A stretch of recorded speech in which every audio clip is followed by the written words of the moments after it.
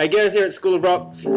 We teach contemporary piano, bit of keys. So if you want some lessons, come along here. School of Rock above Atwater's Music Works, 141 Hobson Street. We'll make you sound like this guy.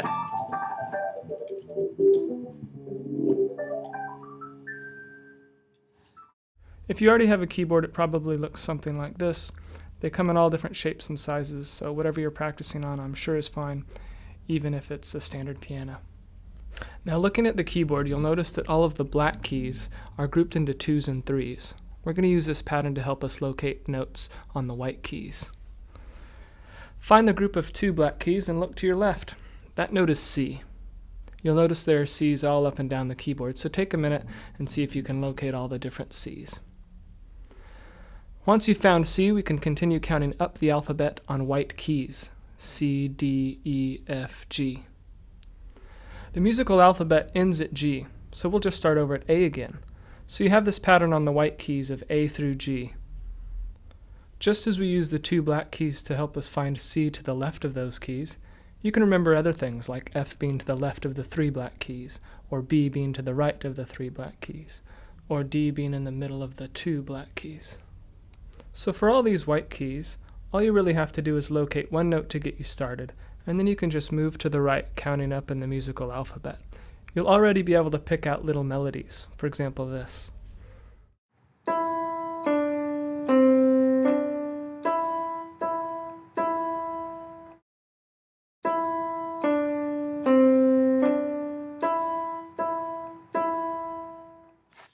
What you just heard was a series of notes, a series of keys played individually. However, when we play different keys together, these make chords. So for example, let's find C, E, and G.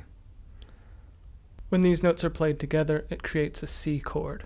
With your right hand, place your thumb on C, place your middle finger on E, and your pinky on G. This is your right hand. Press down on the keys evenly and firmly, and you'll hear the C chord.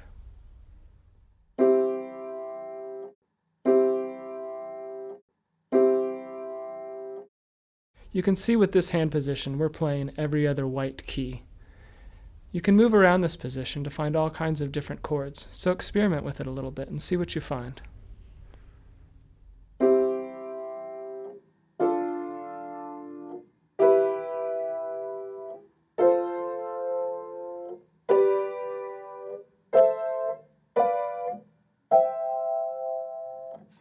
Okay, find these notes and let's learn a simple rock riff. I'm going to take this opportunity to switch my keyboard setting from piano to organ.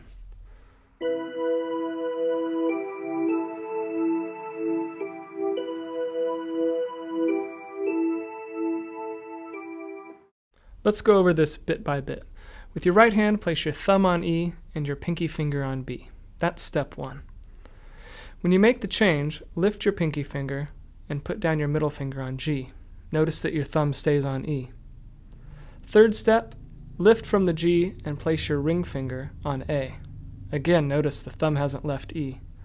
The last step is the same as the second, with your middle finger on G.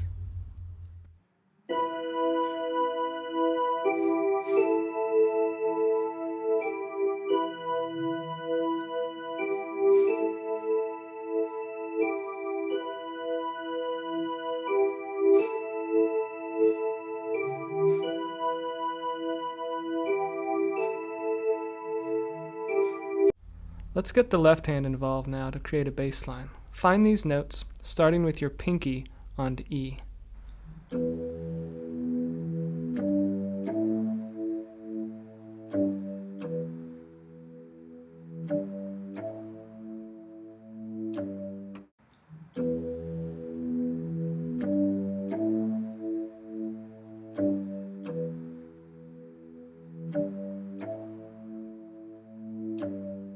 After you've practiced both parts individually, see if you can put them together.